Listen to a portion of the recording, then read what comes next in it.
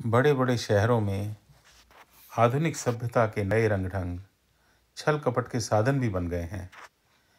इस कहानी का नायक उसी का शिकार है। कहानी का नाम है कलकत्ते की एक रात और इसके लेखक हैं आचार्य चतुरसेन। कलकत्ता जाने का मेरा पहला ही मौका था। मैं संध्या समय वहां पहुंचा और हरिसन रोड पर एक होटल में ठहर गया। होटल में जो कमरा मेरे लिए ठीक किया गया था उसमें सब सामान ठिकाने लगा। थोड़ी देर मैं सुस्ताया, फिर स्नान कर चाय पी, कपड़े बदल कर एक नज़र शहर को देखने बाहर निकला। बरसात के दिन थे। अभी कुछ देर पहले पानी पड़ चुका था। ठंडी हवा के झोंके मन को हरा कर रहे थे। चलने को तैयार होकर मैं कुछ क्षण तो होटल के बरामदे में खड़ा रहा और बाजार की भीड़ भाड़ चहल पहल देखने लगा। गगनचुंबी अट्टालिकाएं, प्रशस्त सड़कें, उन पर पागल की भांति धुन बांधकर आते जाते मनुष्यों की भीड़, मोटर, ट्राम गाड़ी, यह सब देखकर मेरा दिल घबराने लगा। मैं खड़ा होकर सोचने लगा, आखिर यहाँ मन में शांति कैसे उत्पन्न हो सकती है। अंधेरा हो गया था, परंतु बाजार बिजली से जगमगा रहा था। कहना चाहिए, बाजार की शोभा दिन की अपेक्षा रात ही को अधिक प्रतीत होती है। जो दुकानें अभी दिन के प्रकाश में सुस्त और अंधकारपूर्ण थीं, इस समय वे जगमगा रही थीं। ग्राहकों की भीड़ भाड़ के क्या कहने थे, किसी को पलक मारने की भी फुर्सत ना थी। कुछ देर बाजार की यह बहार देखकर मैं नीचे उतरा। होटल के नीचे ही एक पान वाले की बड़ी शानदार दुकान थी। दुकान छोटी थी पर बिजली के 3 प्रकाश से जगमगा रही थी। सोडे की बोतलें, सिगरेट, पान सजे धरे थे। सोने के वर्क लगी गिलोरियां चांदी की तश्तरी में रखी थी। मैं दुकान पर जा खड़ा हुआ। एक चवन्नी थाल में फेंक कर 2 बीड़ा पान लगाने को कहा। दुकानदार पान बनाने लगा और मैं सामने लगे कदे आदम आईने में अपनी सज धज देखने लगा। पान और रेजगारी उसने मेरे हाथ में दिए। मैंने पान खाए और एक दृष्टि हथेली पर धरे हुए पैसों पर डालकर उन्हें जेब में डालने का उपक्रम करता हुआ ज्यों ही मैं दुकान से घूमा कि एक गौरवर्ण सुंदर कोमल हाथ मेरे आगे बढ़कर फैल गया। मैं चलते चलते ठिठक कर ठहर गया। मैंने पहले उस हाथ को, फिर उस सुंदरी नवोड़ा को ऊपर से नीचे तक देखा। वह सिर से पैर तक एक सफ़ेद चादर लपेटे हुए थी। चादर कुछ मैली जरूर थी, परंतु भिखारियों जैसी नहीं। उसने अपना मुख भी चादर में छिपा रखा था। सिर्फ 2 बड़ी बड़ी आंखें चमक रही थीं। आंखें खूब चमकीली और काली थी। उसके ऊपर खूब पतली कोमल भौहें और उनके ऊपर चांदी के समान उज्जवल साफ चिकना ललाट और घुंघराले बालों की एक आध लट उस पर खिल रही थी। यद्यपि एक प्रकार के भद्दे ढंग से अपने शरीर को उस साधारण चादर में लपेट रखा था, परंतु उसमें से उसकी सुडोल देह यष्टि और उत्फुल्ल यौवन फूट पड़ता था। उसके मुख के शेष भाग को देखने का उपाय ना था, परंतु उस पर दृष्टि डालते ही उसे देखने की प्यास आंखों में पैदा हो जाती थी। मैंने क्षण भर ही उसे देख लिया था। उसने मुझसे कुछ कहा नहीं। वह एक हाथ से अपनी चादर को शरीर से ठीक ठीक लपेटे, दूसरा हाथ मेरे आगे पसार कर खड़ी थी। उसकी दृष्टि में भीख की याचना थी और एक गहरी करुणा भी। वह मानो कोई भेद छिपाए फिर रही थी। मैं एकाएक पागल सा हो गया। कुछ कह ना सका। मैंने हाथ के कुल पैसे उसे दे दिए। पैसे पाकर उसने उन्हें बिना ही देखे मुट्ठी में भर लिया। फिर उसने एक विचित्र दृष्टि से मेरी ओर देखा। वह धीरे धीरे वहां से खिसक कर सड़क के दूसरे छोर पर एक खंबे के सहारे मेरी ओर देखने लगी। मुझे मालूम हुआ वह मुझसे कुछ कहना चाहती है। मेरे मन में कुछ विचित्र गुदगुदी सी पैदा होने लगी। बड़े नगर के विचित्र जीवन का मुझे कुछ भी ज्ञान न था। मैं देहात के शांत वातावरण में रहने वाला आदमी, परंतु वह स्त्री वहां खड़ी मेरी तरफ देखती ही रही। जहां वह खड़ी थी वहां काफी अंधेरा था। कुछ देर खड़ा मैं उसे देखता रहा। मुझे उसके निकट जाना चाहिए था या नहीं, मैं यही सोच रहा था। अंत में मैं साहस करके उसके पास गया। मुझे निकट आया देख उसने अपने मुख से चादर का प्रावरण हटा लिया और बड़ी बड़ी आंखों से मेरी तरफ अभिप्राय पूर्वक देखने लगी। जैसे अजगर अपनी प्रथम दृष्टि अपने शिकार को स्तंभित कर देता है, उसी प्रकार मैं स्तंभित सा हो गया।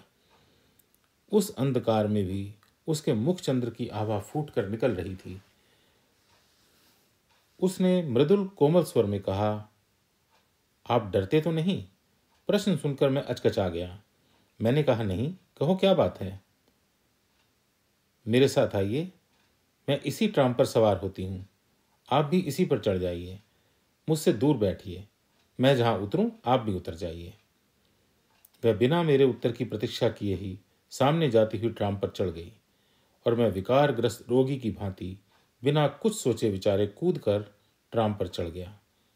बाजारों, चौराहों और पार्कों को पार करती हुई ट्राम चली जा रही थी। वह रहस्यमयी स्त्री एक खिड़की के बाहर मुंह निकाले बैठी थी। उसके अंग का कोई भी हिस्सा नहीं दिखाई पड़ता था। मेरा दिल घबराने लगा। कई बार मैंने ट्राम से उतरने की इच्छा की, पर जैसे शरीर कीलों से जड़ दिया गया हो, मैं उठ ही नहीं सका। अब उजाड़ सा मोहल्ला आ रहा था, शायद कोई मैदान था। बाजार पीछे छूट गए थे। दूर दूर बिजली की बत्तियां टिमटिमा रही थीं। ट्राम कड़कती जा रही थी।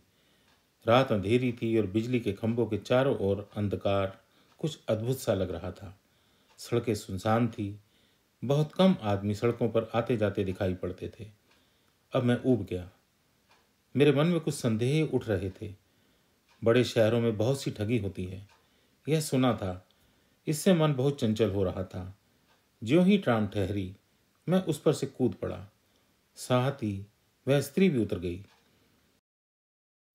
मैं एक और चलने को उद्यत हुआ ही था कि उसने बारीक और कोमल स्वर में कहा, उधर नहीं, इधर आइए। मैंने रुक कर देखा। उसने पास आकर वही जादू भरी आंखें मेरी आंखों में डालकर कहा, तुमने कहा था मैं डरता नहीं। हाँ, मैं डरता तो नहीं। तब आगा पीछा क्या सोच रहे हो? भागने की जुगत में हो?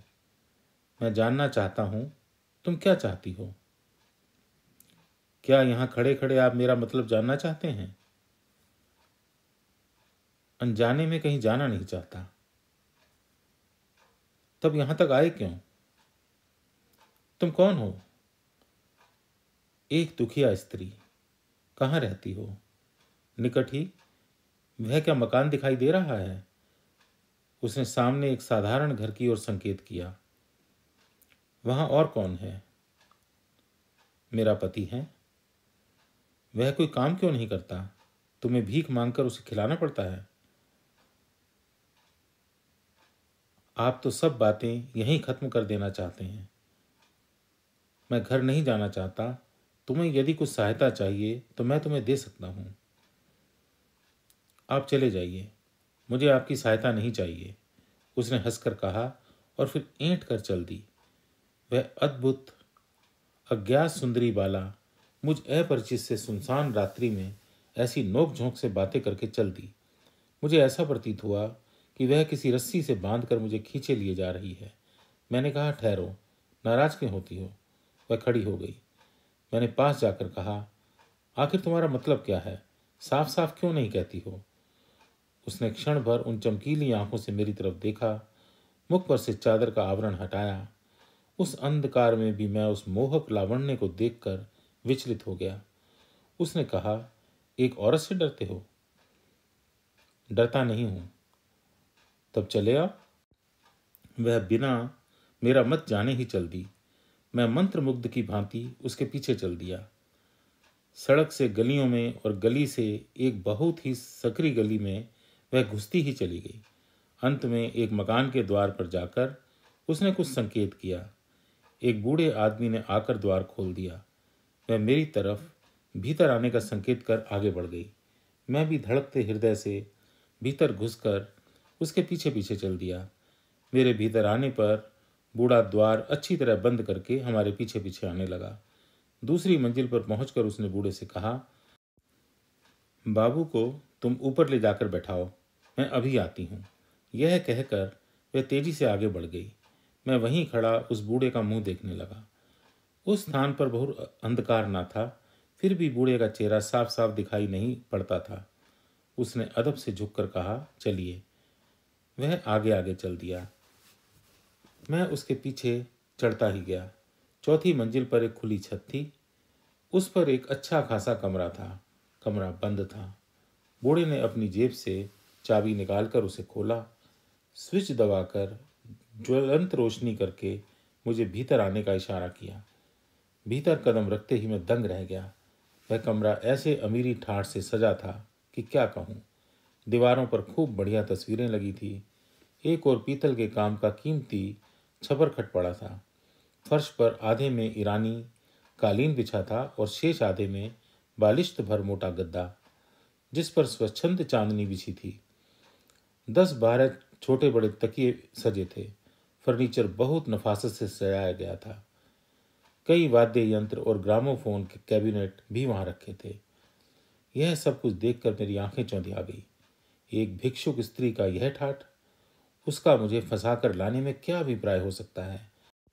वह भिक्षुकी तो है नहीं, निसंदेह कोई मायाविनी है। उसके सौंदर्य को मैं प्रथम ही भांप चुका था।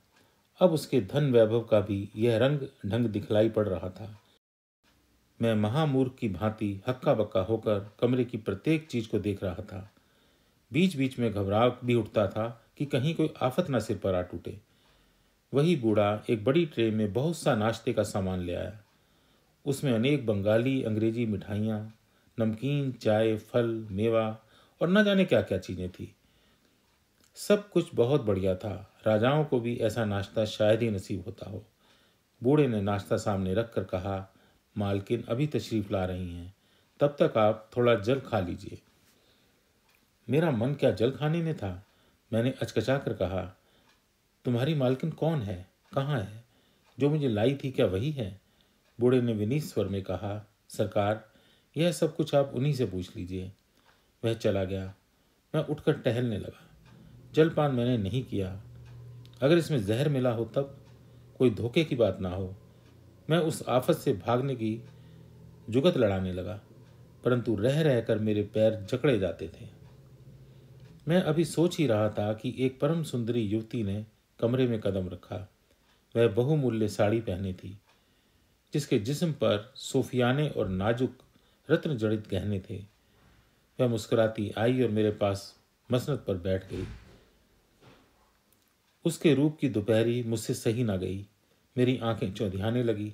वह रूप और यौवन, ऐश्वर्य और मादकता, मेरे होश उड़ गए। उसने वीणा विनिंदित स्वर में कहा, आपको बहुत देर इंतजार करना पड़ा। आप शायद नाराज हो गए। क्यों? वह हंस दी। मैं हंस ना सका। मेरे मन में उसे देख वासना को उद्दीप्त हो गई थी, पर मैं बुरी तरह घबरा रहा था। इस मायाजाल के भीतर क्या है, मैं जानने को छटपटा रहा था। वह और मेरे निकट खिसक कर आई। उसने उसी भांति हंसकर कहा, आपने नाश्ता भी नहीं किया और अब बोलते भी नहीं, इसका सबब? उसने एक तीखे कटाक्ष का वार किया। मैंने देखा और समझा वही है, परंतु इसका क्या कारण हो सकता है कि यह अद्भुत स्त्री इस प्रकार भिखारिणी बनकर लोगों को फंसा कर ले आती है। मैंने उससे पूछा, तब वहां आप ही थी? कहाँ? बाजार में, और मेरे साथ भी। वाह, वहां मैं क्यों होने लगी? वह हंस दी। उसकी प्रगल्भता बढ़ रही थी और वह अधिकाधिक मेरे निकट आ रही थी। उसने निकट पाकर स्निग्ध स्वर में कहा, आप शायद मेरी दासी की बात कर रहे हैं। यदि वह आपकी दासी थी तो क्या आप कृपा कर मुझ पर यह भेद खोल सकेंगी कि किस कारण आप इस प्रकार जाल में फांस फांस कर लोगों को घर में बुलाती हैं? मेरी बात सुनकर वह एकदम उदास हो गई। उसने आंखों में आंसू भरकर कहा, आपको यदि कुछ ज़्यादा कष्ट हुआ हो तो आप जा सकते हैं। मैंने तो आपको एक धर्मात्मा आदमी समझकर इस आशा से कष्ट दिया था कि एक दुखिया अबला का कष्ट आप दूर करेंगे, परंतु मर्द जैसे सब हैं वैसे ही आप भी हैं। वह सिसकियाँ लेने लगी। मैं बहुत लज्जित हुआ। वास्तव में मैंने बहुत रूखी सी बात कह दी थी।